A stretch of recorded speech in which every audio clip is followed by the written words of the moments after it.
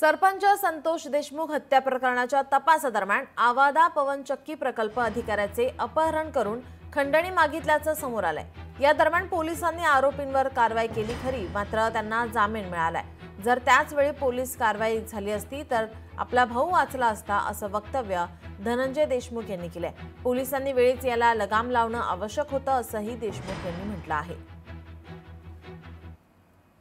ज्या ती त्यावेळेस जर ह्या सगळ्या कारवाया प्रॉपर झाल्या असत्या किंवा आता इथून पुढे तरी व्हायला पाहिजेत, लगेचच्या लगे त्याची शहानिशा करून लगेच त्याची हे झालं पाहिजे। त्याची जे कायद्याच्या कचाट्यात त्याला ज्यावेळेस कळल की हे चुकीच्या गोष्टी केल्यानंतर त्याच्यात गुन्हेगारी कसं म्हणजे उत्तर दिलं जातं प्रशासनाकडून, पोलीस यंत्रणेकडून, तर तो आणि त्याचाच एक भाग आहे की त्यांनी जे अपहरण केलं होतं त्याला काय शिक्षा झाली, त्याने पुढं काय केलं, म्हणजे हे पण महत्त्वाचं आहे बघणं आपलं, की म्हणजे त्याला शिक्षा जी झालेली आहे ती कशा प्रकारे झाली आहे, काय जे आहे त्यावेळेस चांगल्या योग्य पद्धतीनं गुन्हेगाराला शिक्षा झाल्या तर पुढच्या घटना शक्यतो होणार नाही। मला त्या प्रकरणामध्ये काहीच बोलायचं नाही, कारण ज्युडिशरी इन्क्वायरी सुरू झालेली आहे। ज्युडिशरी इन्क्वायरीमध्ये देखील जे अध्यक्ष आहेत ते देखील एक मातब्बर न्यायाधीश होते।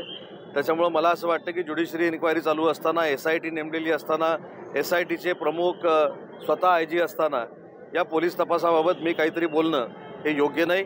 मला असं वाटतं की मी स्वतः संतोष देशमुख कुटुंबाची भेट घेतलेली आहे। मी स्वतः धनंजय देशमुखांशी बोलत असतो आणि त्याच्या पलीकडे त्यांच्या कुटुंबाला जी काय मदत लागणार आहे, अगदी घर बांधण्यापासून, त्याची जबाबदारी एकनाथ शिंदे साहेबांनी स्वीकारलेली आहे। शिवसेना म्हणून आम्ही त्यांच्या सोबत आहोत आणि देशमुख कुटुंबाला न्याय दिल्याशिवाय आम्ही गप्प बसणार नाही।